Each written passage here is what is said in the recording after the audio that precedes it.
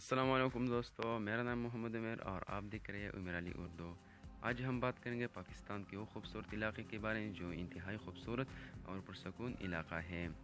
تو ویڈیو شروع کرنے سے پہلے اگر آپ نے ابھی تک ہمارے یوٹیوب چینل سبسکرائب نہیں کیا ہے تو پلیز سبسکرائب کریں۔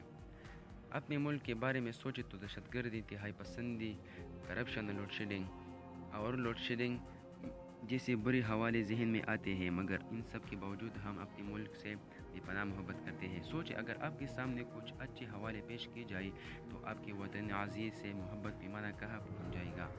وادی نل تر گلگت اب پاکستان میں واقع ہے۔